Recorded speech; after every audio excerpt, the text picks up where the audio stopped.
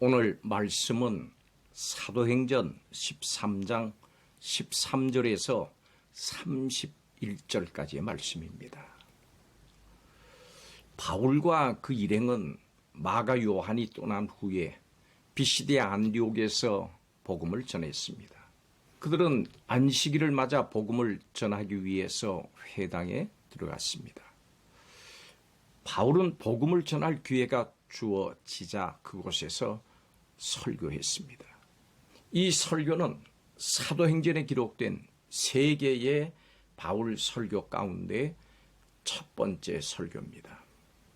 바울은 스데반의 설교처럼 이스라엘의 역사를 개관한 후에 예수 그리스도의 부활, 그리고 부활을 목격한 증인들에 대해서 말했습니다.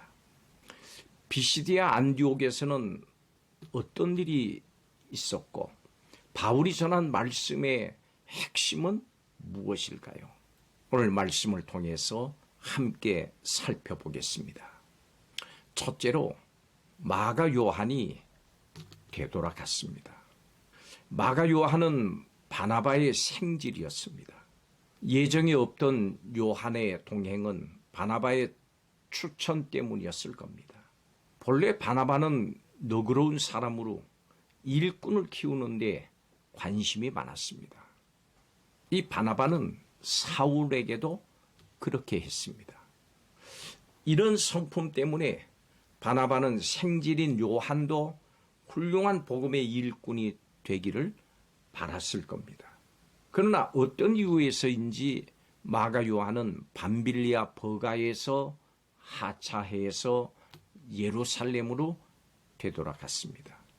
이 일은 후에 바나바와 바울 사이에 일어난 갈등의 원인이 되기도 했습니다. 선교는 마음만으로 쉽게 되는 일이 아닙니다. 마가 요한은 이런 과정을 통해서 후에 크게 성장을 했고, 그리고 마가복음의 저자로 쓰임을 받았습니다. 두 번째로 바울이 복음 사역의 주역이 됐습니다.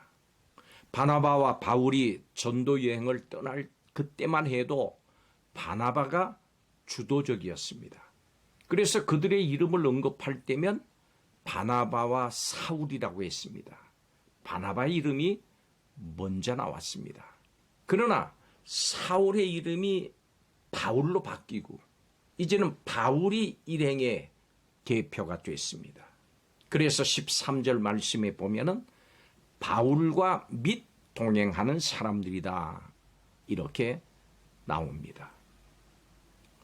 여러분, 이것은 하나님의 계획이었습니다. 일찍이 하나님께서는 이방인 선교 사역을 위한 도구로 삼으시고자 다메섹으로 가던 사울을 극적으로 회심시켰습니다. 사도행전 13장 이후부터는 바울이 명실상부한 선교의 중심 인물로 등장을 합니다. 그는 로마에까지 복음이 전해지는 모든 과정에 참으로 충성스러운 복음의 일꾼이었습니다. 마지막 세 번째로 바울은 회당에서 설교를 했습니다.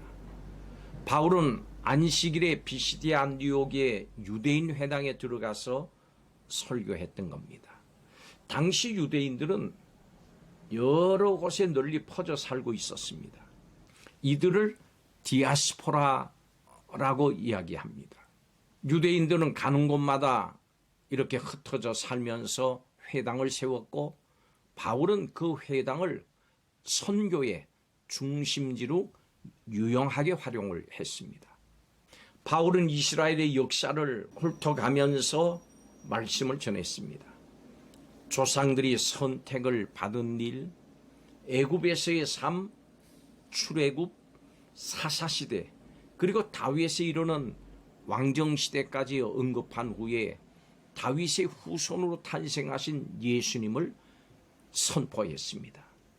바울은 유대인들이 메시아이신 예수님을 알아보지 못하고 죽인 일, 그리고 부활을 전했습니다. 바울이 전한 설교의 핵심은 예수님의 십자가와 부활이었습니다. 바울은 십자가와 부활에 충실한 직인이었습니다.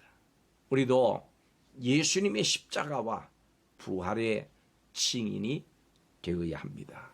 바울과 바나바의 전도 여행은 비시디아 지방의 중심 도시인 안디옥에까지 이르렀습니다. 그들은 그곳 회당에서 예수님을 증거했습니다. 예수님의 십자가와 부활은 모든 메시지의 중심입니다. 언제 어디서든지 메시지의 중심인 예수님을 전하는 성도들이 되시기를 주의 이름으로 축복합니다. 기도하겠습니다. 사도 바울의 본을 받아서 때를 얻든지 못 얻든지, 전하기 좋을 때든지 그렇지 못할 때든지, 언제 어디서나 예수님께서 우리의 구원을 위해 죽으심과 장사 지내심과 부활하신 복음을 전하겠다고 다시 한번 결심하는 시간이 되게 하여 주시옵소서. 이 시간 이렇게 결단하는 심령들에게 복 내려 주시고 이 결단대로 행할 수 있도록 성령으로 충만하게 하시고 인도하여 주시옵소서. 감사드리며 예수님의 이름으로 기도하옵나이다. 아멘.